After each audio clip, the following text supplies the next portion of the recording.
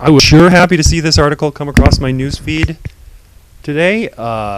Finally, somebody has blown the cover on this whole global warming scam, and comes from our friends at Breitbart. You know, you're not going to find this information in the lamestream media. They're just going to try and cover it up. But fortunately, we have a source of real information on the internet that's going to allow us to cut through all the crap and clutter. So I am looking forward to reading this scientific article on how the Earth is actually cooling. So look at this headline: Earth in greatest 2-year cooling event in a century. Shock! That's right, shock! You should be shocked. Everybody should be shocked. So let's get to that article. It's right here. It's this report comes out from Aaron Brown. Oh, it's not a scientific paper at all. It's a blog. Well, okay, maybe this actually has the scientific paper that we're talking about here. Let's have a little peruse. Looks like he's linking the NASA data set for global temperature. And there's a bunch of chit-chat about his opinion on everything to do with, how we're being blindsided by the media. And nobody's reporting how, the Earth's actually cooling. So it would appear that there is actually no scientific paper behind this article, blog post, whatever you want to call it. However, let's give the guy the benefit of the doubt. He does give us the source of the data, so we should be able to just have a look at that. And if the Earth is cooling, that'll be pretty obvious. So numbers are numbers, right?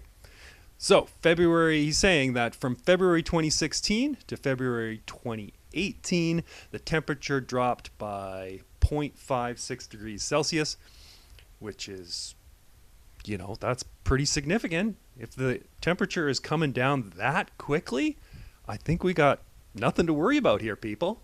It's all a big hoax. So let's go have a quick peek at that data. You can see here that you can download it all yourself for free from the NASA site. And let's see here, the mean values are located right here. And you can download that as a comma-separated value file, which I did. And here is that data here. So let's go and look at what he's talking about.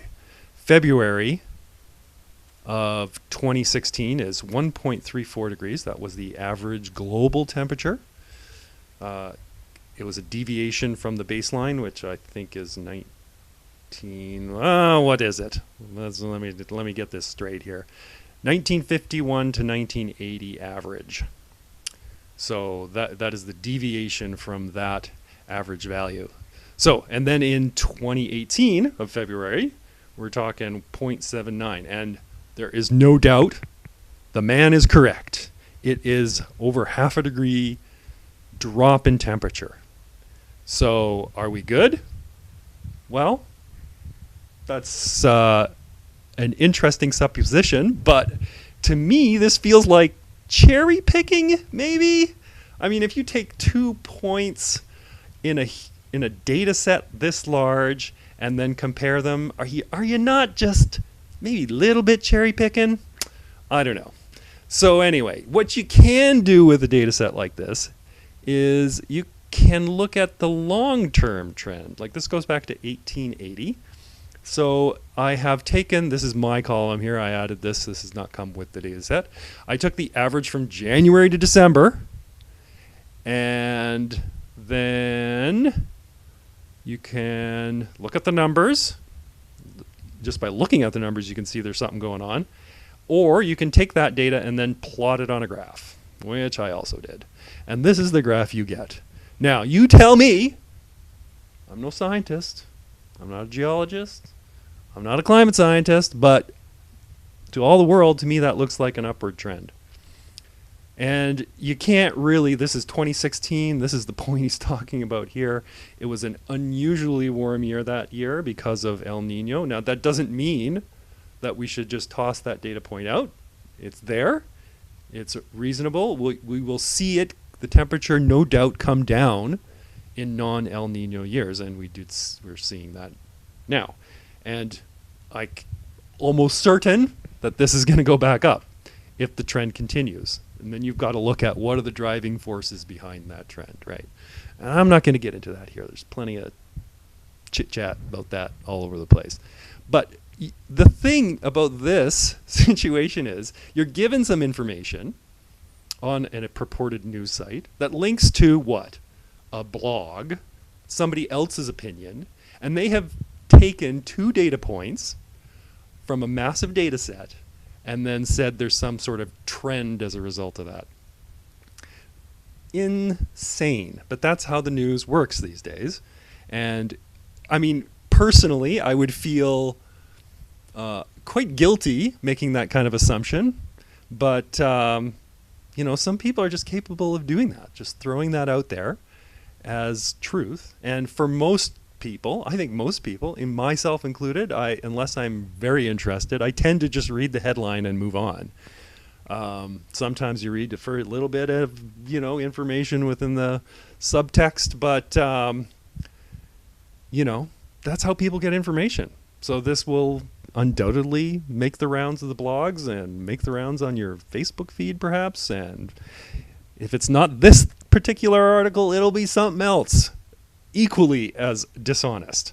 So if you're interested in whether something is true, you kind of have to dig a little deeper and find out what the sources are for that information. So you can see that there actually is really no source for this information other than a couple of data points. So I hope that's helpful. I will try to pick up on these little articles when I can and make a little, deeper dive. It doesn't really take long. You can do it yourself.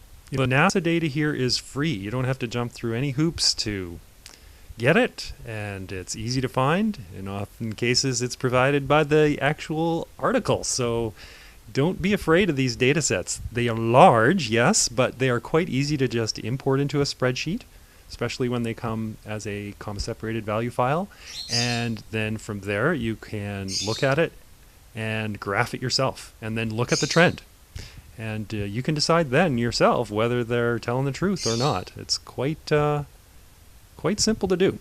Take you 5 minutes, So, hope you found this interesting. Thanks for watching. Cheers, everyone.